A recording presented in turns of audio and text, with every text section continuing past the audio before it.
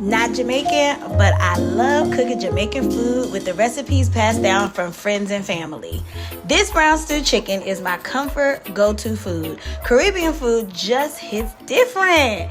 Let me show you how I make it at home. Simple, easy, and so much flavor.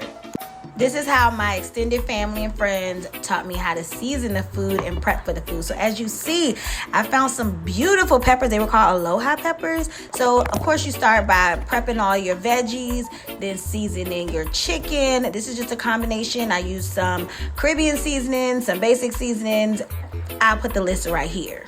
Now, I might not have grown up eating this cuisine, but I fell in love with it as an adult. And I just love sharing it with others because, I was given this love from people that love me. You know what I'm saying?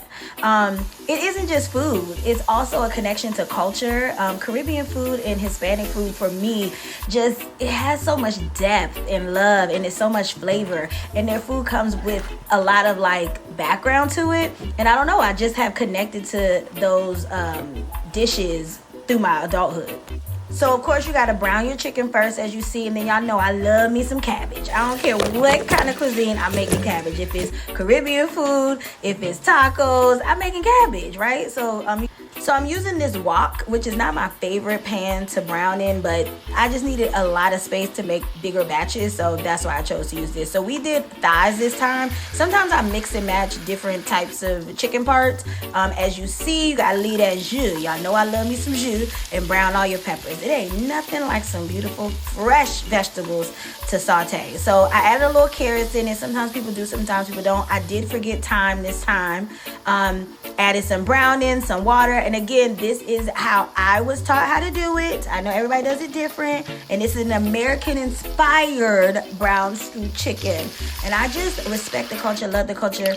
And if you are Jamaican and you have a different way to do this, feel free to put it in the comments in a respectful way. And I don't know why I thought this was a smart idea. I don't know why I did this. It actually worked out, but I was so nervous that all of it was gonna splatter everywhere, but it didn't. It worked out. Now you can't have brown stew, curry chicken, jerk chicken without some rice and peas. So I made some rice and peas with coconut milk. Coconut milk, y'all, that's the game changer. And you gotta clean your beans or rinse your beans, whatever, just like you gotta clean your chicken. Okay, I don't play around with that. This is how I was taught. So I'll tell you guys, I'm not a big rice person per se, but I like rice, especially for cultured dishes, like Hispanic food, Caribbean food, whatever. So I just started getting into rice better because I got a rice cooker. Well, I have two. So I am attempting to make rice and peas. And I made it before in the past, so I think I can do it, and I'm not worried. Okay, I found my recipe on TikTok and just my remembrance, plus coconut milk and all the things. So we'll see how this turns out, okay? Pause. I hope you're enjoying the episode.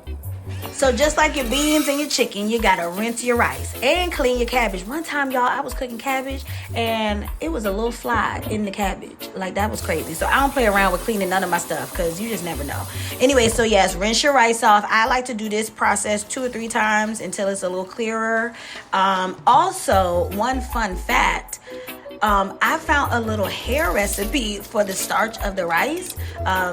I might do a video on that because I think there's some truth to the protein or starch in the rice. So there you go. There's the coconut milk. So you got to add that. Now, I had to do a last minute DoorDash grocery order. So that was the brand that they picked up. I don't remember. And so normally I usually pick up Caribbean or like Goya or something. But anyways, it was a last minute decision to make this today. And typically, y'all, note to self, making dishes like this, you really should plan ahead, not the day of, because you really want to let the seasonings, the marinade soak for the brown stew. But sometimes you just have to taste for something, and my husband requested it, so I just wanted to make it. So I'm gonna saute the cabbage. So I sauteed the peppers, the carrots, and the scallions or green onions, however you want to say it, with some butter, a little bit of salt. I think I put a little allspice, like the little Caribbean seasonings, all-purpose seasonings, and I put the cabbage in. Y'all know I love cabbage, okay? Caribbean Hispanic food, just has truly become part of who I am in the kitchen. And it's such a part of the cuisine. And growing up in the DMV, we're around so much cultured food that it's hard not to enjoy, food from other places. You know what I'm saying?